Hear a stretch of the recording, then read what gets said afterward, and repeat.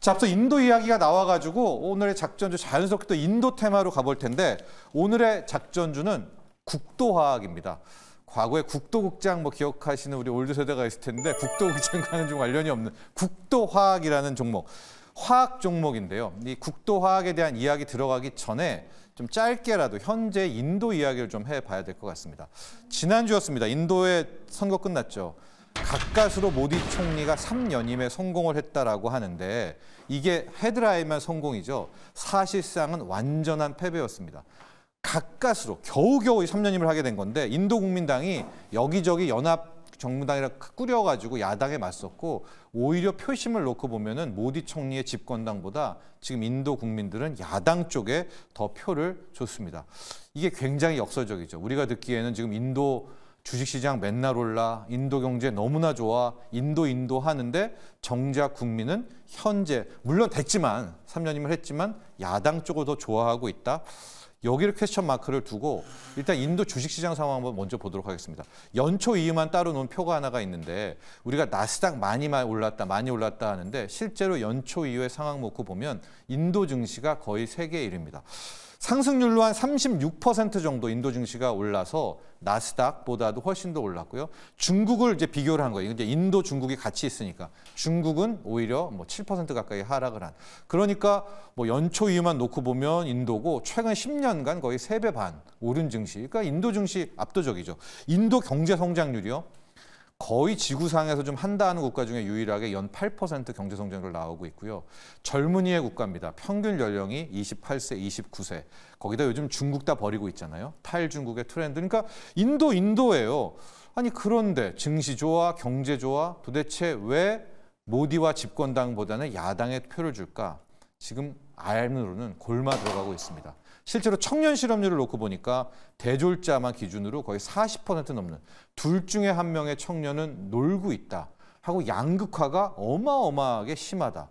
그래서 모디 정부가 이렇게 살펴봤더니 지금 현재 인도 증시, 인도 경제, 인도 산업은 다 서비스업 아니면 농업이에요. 근데 보통 양극화를 해결하려면 제조업이 떠야 되잖아요. 근데 인도는 이게 지금 형편없습니다. 제조업 비중이 10%, 20%도 안 되는 그런 상황이기 때문에 결과적으로 모디가 여기에서 다시 한번 힘을 얻고 모디 정부가 이끌어 가려면 이 양극화를 해결해야 되고 그 방법은 뭐겠습니까? 경기부양. 경기부양도 결국 도시화, 토목, 건축, 부동산 이거밖에는 없다라는 여기에서 오늘의 작전주 국도화학으로 자연스럽게 넘어갈 텐데요. 국내 증시에서 아까 롯데웰푸드가 인도의 지금 초코파이 시장을 잡고 있다, 파이 시장 잡고 있다라고 해서 인도 모멘텀 얘기를 했지만은요. 현재 국내 증시에서 인도 ETF 말고는 인도 모멘텀, 현대차 IPO 외에는 거의 없는데 국도화학이 조심스럽게나 있었습니다. 이 국도화학이라는 건 에폭시를 만드는 회사인데요. 에폭시 잘 아시죠? 뭐 적착제도 쓰고 도료로도 쓰고 바닥 강화제로도 쓰고 PCB 그 기판 만드는 데도 쓰고 하여간 이 에폭시 만드는 데 있어서 세계 1위 업체입니다. 거의 연간 90만 톤을 만드는 이제 그런 회사가 바로 에폭시의 회사는 국도화학인데 이게 왜 인도 성장에 직접적인 수혜주가 되느냐?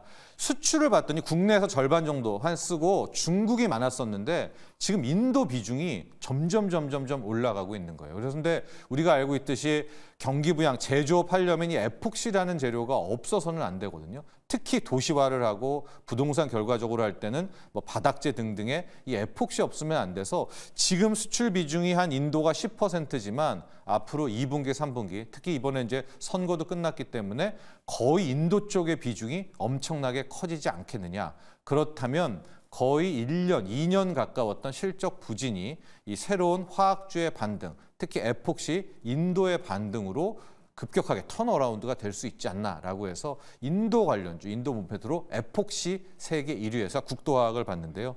국도화학의 최근 실적 추이를 한번 보도록 하겠습니다. 2021년, 22년, 23년을 놓고 보면 왜 국도화학의 주가가 저렇게 현재 이렇게 많이 떨어졌을까를 확실히 알고 있을 텐데 2021년만 봐도 상당히 괜찮았죠. 영업이익이 2천억 대였는데 2022년에는 거기에 반토막 그리고 나서 작년은 거의 완전히 대폭락을 폭감을 합니다. 이건 대부분의 화학주들이 다 비슷한데요. 중국 쪽에서 대규모 설비 투자를 하고 중국 경기가 무너지면서 화학 수요가, 제품 수요가 떨어졌었거든요. 근데 이제 모든 화학 제품의 설비 투자는 다 끝났다. 이거는 화학주들에게 다 적용되는 그런 로직이죠. 그래서 국도화학이라면 이제 화학주 전체적으로 시클리컬한 바닥을 찍고 올라가는 그런 모멘텀 하나. 여기에 국도화학 같은 경우에는 에폭시, 인도 수출 비중이 10%, 15% 늘어나게 된다면 결과적으로 인도가 이제 제조업 쪽, 경기 부양 쪽으로 갈 수밖에 없다면 더 빠른 2분기, 3분기 이후에 턴어라운드가 가능하다라고 해서 오늘의 작전주로 국도화학을 골라봤습니다. 인도 관련주 국도화학. 자, 여기까지 하도록 하겠습니다.